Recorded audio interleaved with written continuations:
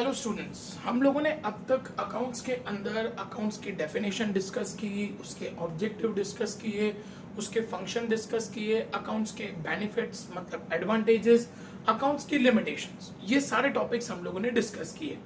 Students, आज हम लोग डिस्कस करेंगे यूजर्स ऑफ अकाउंटेंट्स। इसका यूजर्स ऑफ अकाउंट्स का मतलब क्या होता है कि who are the people who are using accountancy. या हम लोग ऐसा कह सकते हैं कि if we are making accounts then who are the users of it. कौन से लोग हैं जिनके लिए हमारे बनाए हुए अकाउंट्स हेल्प कर सकते हैं। अब स्टूडेंट्स, उन यूजर्स में दो पार्ट हैं, एक होते हैं इंटरनल यूजर्स और एक होते हैं एक्सटर्नल यूजर्स। स्टूडेंट्स, से suppose I am running a business, मैं अपना एक बिजनेस चला रहा हूँ, ग्रोसरी बिजनेस चला रहा हूँ या क्लोथ का बिजनेस चला रहा हूँ या कोई भी बिजनेस में रन कर रहा हूँ। अब मैं जो अपने अकाउंट्स बनाऊंगा उसमें दो ऐसे यूजर्स होंगे जिनके लिए वो अकाउंट्स हेल्प करेंगे। एक होते हैं इंटरनल यूजर्स। इंटरनल यूजर्स का मतलब होता है जो बिजनेस के इंटरनल पार्ट्स हैं, जिनसे पूरा का पूरा बिजनेस चलता है, जिसमें सबसे पहला आता है ओनर, मतलब कि मुझे ये पता चलना चाहिए कि मैं जो बिजनेस कर रहा हूं उस बिजनेस में मेरा कितना इनकम हुआ है, कितना एक्सपेंस हुआ है, कितनी मेरे पास प्रॉपर्टियां आई हैं, कितनी मेरी लायबिलिटियां आई हैं, मतलब मुझे कितने लोगों को पैसा देना है। तो ये सारी इंफॉर्मेशन मुझे कहां से मिलेगी? ये सब मुझे याद थोड़ी होगा। I will get this information from my accounts. If I have prepared accounts systematically, then I can come to know my business is running in profit, loss, how much income I'm getting, how much expenses I'm making. मतलब I am the owner, मैं owner हूँ, तो मुझे business की सारी information मिल जाएगी कि मेरा बिजनेस कितना प्रॉफिट में है, कितना लॉस में चल रहा है। तो अकाउंट का जो इंटरनल यूजर्स में सबसे पहला यूजर है ओनर। दूसरा आता है मैनेजमेंट। स्टूडेंट्स, कभी कभी क्या होता है ना, अलग अलग तरीके की फर्म्स होती हैं, जैसे सोल प्रोप्राइटरशिप। सोल प्रोप्राइटरशिप मतलब जिसको एक इंसान चलाता है। पार्टनरशिप, जब हम लोग दो चार लोग मिलके किसी फर्म को चलाते हैं, वो हमारी पार्टनरशिप होती है। तो वहां पे क्या होता है, ओनर मतलब मैं अगर बिजनेस कर रहा हूं तो मैं ही ओनर हूं, मैं ही मैनेजमेंट हूं। लेकिन हम लोगों ने बड़ी बड़ी कंपनियों के नाम सुने हैं। हम लोगों ने टाटा का नाम सुना है, हमने रिलायंस का नाम सुना है, हमने वोडाफोन का नाम सुना है, हमने मारुति का नाम सुना है। इन सभी कंपनियों के अंदर ओनर्स अलग होते हैं, मैनेजमेंट अलग होता है। अब आप लोग सोचोगे कि ये दोनों में फर्क क्या? स्टूडेंट्स, ये ध्यान से सुनना, ये जितने भी कंपनियों के मैंने नाम लिए, चाहे वो रिलायंस है, टाटा है, वोडाफोन है, उसके बाद मारुति है, हीरो है, होंडा है, ये सभी कंपनियों के ओनर कौन होते हैं? जिन लोगों के पास इन कंपनियों के शेयर्स होते हैं। आप लोगों ने शेयर्स के बारे में सुना होगा, लोग कंपनियों के शेयर्स खरीदते हैं और कंपनियों के शेयर्स बेचते हैं। तो जिन लोगों के पास इन सभी कंपनियों के शेयर्स है ना, they are considered as owners. अब ओनर्स तो लाखों होते हैं।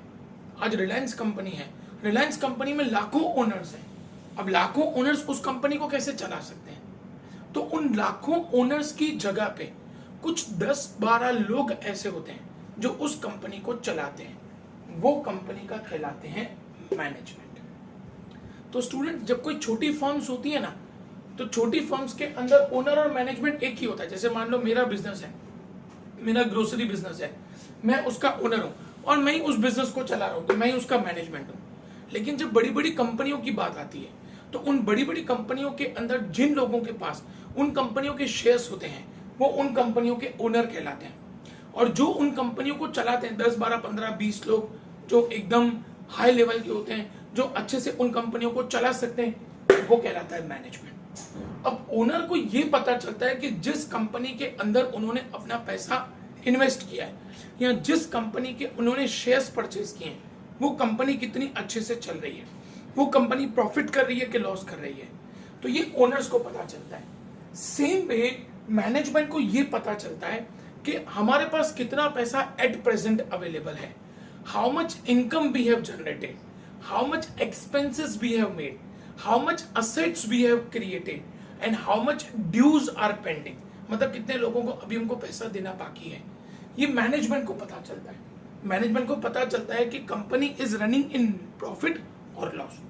तो पहले ये इंफॉर्मेशन मैनेजमेंट को मिलती है, फिर ये इंफॉर्मेशन मैनेजमेंट ओनर को प्रोवाइड करता है। लेकिन मैनेजमेंट को ये इंफॉर्मेशन कहां से मिलेगी? मैनेजमेंट को ये इंफॉर्मेशन मिलेगी अकाउंट्स में से. When management go through the accounts for whole year, they come to know whether they are making profit or loss, and then management inform the owners that the company in which they have invested their amount is making profit or losses. तो owners और management उनको company की जो भी information चाहिए वो सारी information उनको अकाउंट्स में से मिल जाती है. तीसरे आते हैं स्टूडेंट्स एम्प्लॉयज. एम्प्लॉयज को ये पता लगाना होता है कि जिस कंपनी में वो जॉब कर रहे हैं वो कंपनी कितना प्रॉफिट कर रही है. कई बार ऐसा होता है ना कि कंपनी लॉस में चल रही होती है, वो अपने एम्प्लॉयज को सैलरी नहीं दे पाती है, एम्प्लॉयज जॉब छोड़ के चले जाते हैं. बट पहले एम्प्लॉयज देखते हैं कि सच में कंपनी लॉस में चल रही है या सिर्फ उनको बताने के लिए कंपनी लॉस में चल रही है. तो ये इंफॉर्मेशन भी एम्प्लॉयज को अकाउंट्स में से मिल जाते हैं. स्टूडेंट्स, कई बार क्या होता है आपके रिलेटिव्स में, आपके घर में कोई ऐसा होगा जिनको पेंशन मिलती होगी या जिनको प्रोविडेंट फंड मिलता होगा.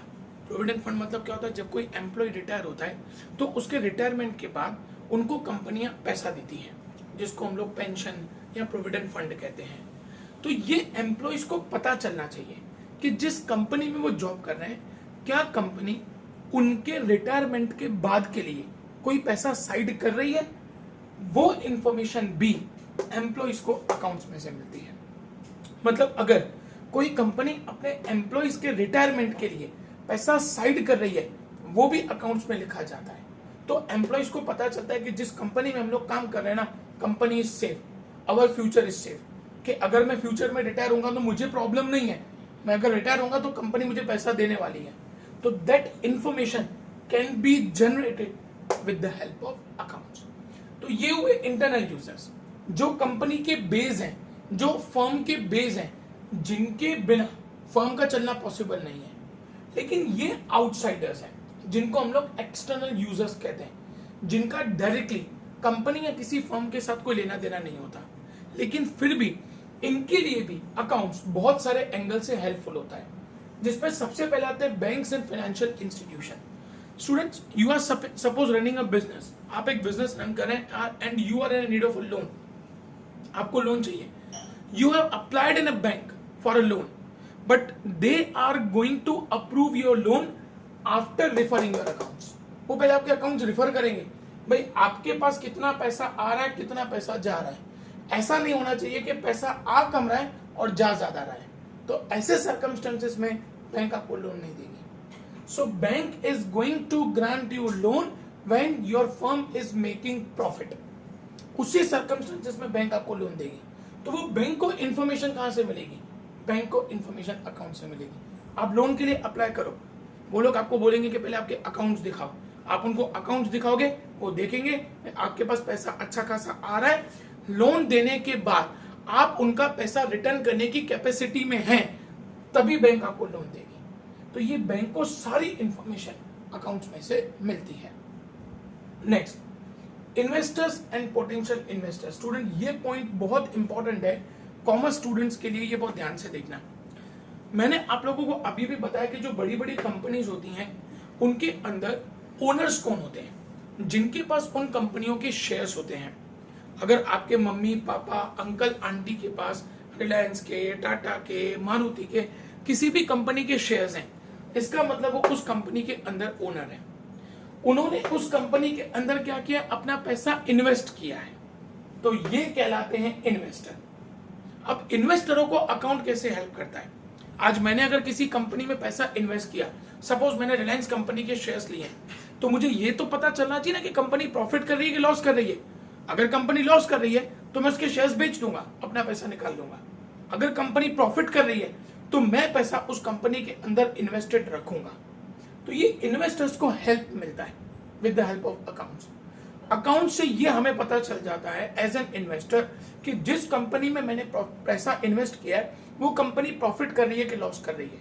तो मुझे जजमेंट आता है कि जिस कंपनी में मैंने ऑलरेडी पैसा इन्वेस्ट करके रखा है वो मैं कंटिन्यू करूंगे, वहां से मैं अपना पैसा विड्रॉ कर लूं. तो इन्वेस्टर्स को डिसीजन लेने के लिए अकाउंट्स हेल्प करता है. Same way potential investor. Potential investor का मतलब क्या होता है? मेरे पास पैसे पड़े हैं, मुझे किसी कंपनी के शेयर्स परचेज करने हैं। अब मैं सोच रहा हूं कि मैं कौन सी कंपनी के शेयर परचेज करूं, रिलायंस के, टाटा के, मारुति के, किसके शेयर्स परचेज करूं। मैंने अभी तक इन्वेस्ट नहीं किया है। जब मैं इन्वेस्ट कर दूं ना तब मैं बनता हूं इन्वेस्टर, लेकिन मैंने अभी इन्वेस्ट नहीं किया, मैं सोच रहा हूं, तो मैं हूं पोटेंशियल इन्वेस्टर। अब मैं किस बेस पे कंपनी में पैसा इन्वेस्ट करूंगा? मैं कंपनी के पहले अकाउंट्स देखूंगा, कंपनी का पहले प्रॉफिट पता लगाऊंगा, कंपनी प्रॉफिट पे चल रही है कि लॉस पे चल रही है, जितनी भी कंपनियां उसमें सबसे अच्छा प्रॉफिट कौन सी कंपनी कर रही है, फिर मैं उस कंपनी के अंदर पैसा इन्वेस्ट करूंगा। तो ये होते हैं पोटेंशियल इन्वेस्टर्स। तो इन्वेस्टर्स हो या पोटेंशियल इन्वेस्टर्स हो, उनको कंपनी की सारी इंफॉर्मेशन अकाउंट में से मिलती है, and on the basis of that information they can decide that in which company they want to invest their fund. उनको अपना पैसा जो इन्वेस्ट करना है वो कौन सी कंपनी में इन्वेस्ट करना है, वो आसानी से डिसीजन ले सकते हैं on the basis of accounts. Next आते हैं स्टूडेंट्स क्रेडिटर्स। क्रेडिटर्स मतलब वो लोग जिनसे मैं उधार पे सामान लेके आ रहा हूं। मैं ग्रोसरी का बिजनेस कर रहा हूं, मैं किसी से उधार पे सामान लेके आया, मैंने उनको बोला कि आज आप सामान दो, मैं 15 दिन के बाद आपको पैसा दे के जाऊंगा। लेकिन वो क्रेडिटर भी क्या करेगा, पहले मेरे अकाउंट्स देखेगा कि इसके पास पैसा आ रहा है कि नहीं आ रहा है, ये पर्सन जो है कितना पैसा उसके पास आ रहा है और वो कितना पैसा दे रहा है। ऐसा नहीं होना चाहिए कि मैंने उससे सामान लिया, मैंने उसको बोला 15 दिन में आपको मैं पैसा दे दूंगा, 10 दिन के बाद में भाग गया। तो accounts help creditors to decide to which person goods are to be sold on credit और नॉट। गुड्स उसको उधारी पे देने हैं कि नहीं देने हैं, वो सामने वाले पर्सन के अकाउंट्स को चेक करके हम डिसाइड करते हैं। तो क्रेडिटर्स को भी अकाउंट्स हेल्प करते हैं कि किस पर्सन को उनको क्रेडिट पे गुड्स देने हैं या क्रेडिट पे गुड्स नहीं देने हैं। ये डिसीजन लेने के लिए क्रेडिटर्स को अकाउंट्स हेल्प करता है। Next user is government. मैंने आप लोगों को लास्ट वीडियो के अंदर बताया था, as a businessman we are suppose to pay 2 type of taxes, one is income tax and other is GST, goods and service tax. So these taxes are to be paid on the basis of accounts. हमारे accounts में कितना profit हुआ उसके base पे income tax, कितना purchase and cell हुआ उसके base पे जीएसटी पर आ जाएगा। तो गवर्नमेंट को पता चलता है कि जिस फर्म ने जितना टैक्स भरा है वो प्रॉपर है कि नहीं है। हम अपने अकाउंट सरकार को दिखाते हैं और उसके बेस पे हम लोग अपनी इनकम टैक्स भरते हैं, तो सरकार को सेफ हो जाता है कि हाँ भाई जितना प्रॉफिट हुआ उसके हिसाब से टैक्स आ गया, जितना परचेज एंड सेल हुआ उसके हिसाब से जीएसटी आ गया। तो गवर्नमेंट को किसी भी फर्म के बारे में ये पता लगाना है कि उन्होंने टैक्सेस बराबर भरी है कि नहीं भरी है, उसके लिए उनको अकाउंट्स हेल्प करती है। नेक्स्ट है रिसर्चर्स। स्टूडेंट्स, कुछ ऐसे लोग होते हैं कि जो कंपनियों के बारे में रिसर्च करते हैं कि कौन सी कंपनी अच्छी है और वो कंपनी आने वाले पीरियड में कितनी अच्छी बन सकती है। वो आपको सजेशन देते हैं कि आप इस कंपनी के शेयर्स को परचेज कर सकते हैं या आप इस कंपनी में अपना पैसा इन्वेस्ट कर सकते हैं। उन लोगों को कहते हैं हम लोग रिसर्चर्स। अब ये रिसर्चर्स किस बेस पे बता सकते हैं कि कौन सी कंपनी अच्छी है, कौन सी कंपनी के शेयर के प्राइस आने वाले फ्यूचर में बढ़ सकते हैं, वो बता सकते हैं आपको अकाउंट्स के बेसिस पे। ये रिसर्चर्स अकाउंट्स देखते हैं और अकाउंट्स देखने के बाद वो डिसीजन लेते हैं कि ये कंपनी अच्छी है, ये कंपनी आने वाले फ्यूचर में अच्छा खासा प्रॉफिट जनरेट कर सकती है, और तभी वो अपने सजेशंस लोगों को प्रोवाइड करते हैं। तो उन रिसर्चर्स के लिए भी अकाउंट्स उनको हेल्प करता है। नेक्स्ट है कस्टमर्स। अब आप लोग सोचोगे एज अ कस्टमर अगर मैं किसी के वहां पे सामान लेने के लिए जा रहा हूं तो मैं उसको बोलूंगा तुम्हारे अकाउंट्स दिखाओ, लेकिन कभी कभी क्या होता है ना, कुछ चीजों की प्राइसेस सरकार नक्की करती है, और एज अ कस्टमर जब मैं किसी दुकानदार से सामान लेने के लिए जा रहा हूं, जैसे कि पेट्रोल है, अब मैं सपोज पेट्रोल भरवाने के लिए जा रहा हूं, पेट्रोल का प्राइस सरकार नक्की करती है। सरकार ने नक्की किया कि अहमदाबाद के अंदर पेट्रोल 71 रुपीज का। हम गए पेट्रोल पंप वाले के पास, पेट्रोल पंप वाले ने हमको बोला 72 रुपीज का पेट्रोल। हम उसको बोलेंगे तुम्हारे अकाउंट्स दिखाओ, सरकार ने तो 71 बोला है, तुम 72 रुपीज क्यों चार्ज कर रहे हो? वहां पे कस्टमर को अकाउंट सेट करते हैं, तब उसको दुकानदार बोलेगा, तब उसको पेट्रोल पंप वाला बोलेगा, भाई 1 रुपया हमारा इस चीज का खर्चा है, वो हम आपसे ले रहे हैं। आप लोग सुबह में दूध लेने के लिए जाओ, तो जो दूध की थैली सुबह 9 बजे से पहले आपको 28 में मिलती है, 9 बजे के बाद वो 29 में मिलती है। ऐसा क्यों? वो 1 रुपया 9 बजे के बाद उनकी फ्रीजिंग कॉस्ट आ जाती है। फ्रीजिंग कॉस्ट का मतलब होता है उस दूध को फ्रीजर में रखने का खर्चा हो जाता है। तो ये कस्टमर को, आपने उनको बोला, दुकानदार को, अमूल पार्लर वाले को, कि अंकल कल तो मैं सुबह 8 बजे लेके गया था, आपने 28 में दिया था, आज मैं 10 बजे लेने के लिए आ रहा हूँ, आप मेरे से 29 ले रहा हूँ। वो दुकानदार आपको बताएगा कि बेटा 9 बजे से पहले आपका फ्रीजिंग कॉस्ट नहीं लगता, 9 बजे के बाद फ्रीजिंग कॉस्ट आ जाता है। तो ये कस्टमर्स को इंफॉर्मेशन चाहिए, तो वो कस्टमर को इंफॉर्मेशन भी कहां से मिलती है? अकाउंट्स के बेसिस पे। तो स्टूडेंट्स, ये जो अकाउंट्स हम लोग बनाते हैं, वो अकाउंट्स इन सब लोगों के लिए बनाते हैं। बनते अकाउंट्स एक ही हैं, लेकिन इसमें से कोई भी ऐसा पर्सन जो उन अकाउंट्स को यूज करना चाहे, वो उनको यूज कर सकता है। ओनर अपने एंगल से यूज कर सकता है, मैनेजमेंट अपने एंगल से यूज कर सकता है, एम्प्लॉइज अपने एंगल से यूज कर सकते हैं, बैंक्स अपने एंगल से यूज कर सकती हैं, इन्वेस्टर्स, पोटेंशियल इन्वेस्टर अपने एंगल से उसको देख सकते हैं, क्रेडिटर्स, गवर्नमेंट, रिसर्चर्स, कस्टमर्स ये अपने एंगल से देख सकते हैं। अकाउंट्स एक ही होता है, लेकिन जिस यूजर को जिस तरीके की इंफॉर्मेशन अकाउंट्स में से चाहिए, वो इंफॉर्मेशन वो अकाउंट्स में से गैदर कर सकता है। स्टूडेंट्स, इस हफ्ते हम लोग लगातार अकाउंट्स के लेक्चर लेंगे। रीजन बीइंग, अब हम लोग आगे जो पढ़ने जा रहे हैं अकाउंट्स के अंदर, अकाउंट्स के टर्म्स, वो टर्म्स क्या हैं जिनके ऊपर पूरा का पूरा हमारा अकाउंट्स डिपेंडेंट है। अब नेक्स्ट वीडियो से लेके हम लोग कंटिन्यूसली, मतलब अब आप लोग हफ्ते में 3 वीडियोस अकाउंट्स के रिसीव करेंगे, जिसके अंदर हम लोग कई सारे ऐसे इंपॉर्टेंट टर्म्स अकाउंट्स के डिस्कस करेंगे जिसके ऊपर हमारा पूरा का पूरा अकाउंट्स डिपेंडेंट है। आज के लिए इस वीडियो में हम लोग इतना ही पॉइंट डिस्कस करेंगे। नेक्स्ट वीडियो से लेके हम लोग अकाउंट्स के टर्म्स डिस्कस करना शुरू करेंगे। थैंक यू बेटा।